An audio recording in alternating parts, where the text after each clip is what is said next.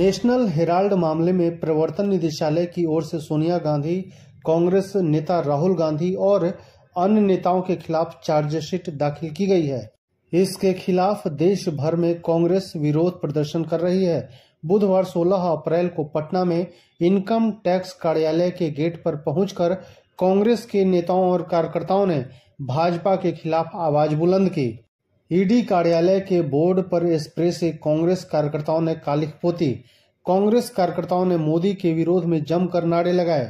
पटना के income tax गोलंबर से बिहार कांग्रेस के प्रदेश अध्यक्ष राजेश राम, बिहार कांग्रेस के प्रभारी कृष्णा अल्लावरू, पूर्व मंत्री मदन मोहन झा, कांग्रेस प्रवक्ता डॉक्टर अशोक गगन सहित सैकड़ों की संख्या में नेता और कार्यकर्ता मार्च करते हुए गांधी मैदान स्थित ईडी कार्यालय पहुंचे। बिहार कांग्रेस के प्रदेश अध्यक्ष राजेश राम ने मीडिया से कहा कि झूठे मामले में सोनिया गांधी और राहुल गांधी को परेशान किया जा रहा है। इस मामले में पहले भी पूछताछ हो चुकी है, कुछ नहीं निकला था। ये सब बेकार की बातें हैं। चुनाव आते हैं तो ये सब हरकत भाजपा वाले करते रहते हैं। ये उनकी नई आदत नहीं है, अक्सर ये हरकत करते रहते हैं।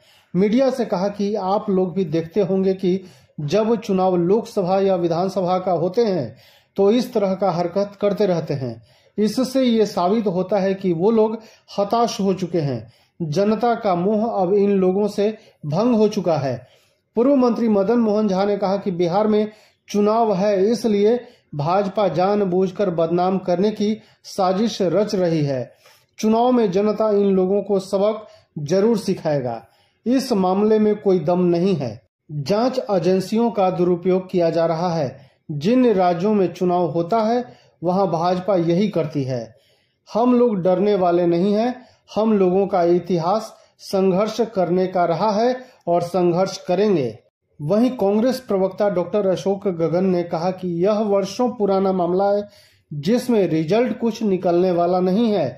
भाजपा जान रही है कि बिहार में विधानसभा चुनाव है और जनता इनके खिलाफ में है, इसलिए ये लोग एंटी इनकम्बेंसी में इस तरह का हरकत कर रहे हैं। ये लोग जान रहे हैं कि हम लोग इस बार सत्ता में आने वाले नहीं हैं, इसलिए ये लोग इस तरह का हरकत कर रहे हैं और करते आ रहे हैं। इससे कुछ हासिल होने वाला नहीं है। जनता भी जान चुकी है कि चुनाव नजदीक है और भाजपा वाले बेवजह कांग्रेस को परेशान कर रहे हैं। आपको बता दें, प्रवर्तन निदेशालय की चार्जशीट में ओवरसीज कांग्रेस के अध्यक्ष सैम पित्रोदा और सुमन दुबे का नाम ही आरोपी के तौर पर शामिल किया गया है। राउज एवेन्यू कोर्ट की एक विशेष अदालत ने 9 अप्रैल को दाखिल इस आरोप पत्र पर सुनवाई की है। अगली तारीख 25 अप्रैल को निर्धारित की गई है। साल 2012 में भाजपा नेता सुब्रमण्यम स्वामी ने पटियाला हाउस कोर्ट में एक याचिका दायर कर आरोप लगाया था कि कुछ कांग्रेसी नेताओं ने अवैध तरीके से और धोखाधड़ी कर नेशनल हेराल्ड अखबार के मालिकाना हक वाली कंपनी एसोसिएटेड जर्नल्स लिमिटेड का अधिग्रहण कर लिया गया है। अधिग्रहण के जरिए लगभग 2000 करोड़ रुपए की कंपनी की संपत्ति को सिर्फ 50 लाख रुपए देकर हड़प लिया गया। कांग्रेस नेत्री का कहना है कि देखिए, ये भाजपा का चाल है। जिस स्टेट में चुनाव होता है तो ये लोग तरह तरह के हथकंडे अपनाते हैं। जब चुनाव आता है तब इनको याद आता है कि आरोप किस पर गठित करना है। कांग्रेस नेत्री का कहना है कि अगर भाजपा वालों को लग रहा है कि कांग्रेस घबरा गई है तो उनका सोचना ये गलत है। कांग्रेस घबराई हुई नहीं है, बल्कि डट कर मुकाबला कर रही है और जितना ये लोग परेशान करेंगे उतना हम लोग मजबूती के साथ आगे बढ़ेंगे। हमें किसी नेता और किसी पार्टी का सर्टिफिकेट नहीं चाहिए।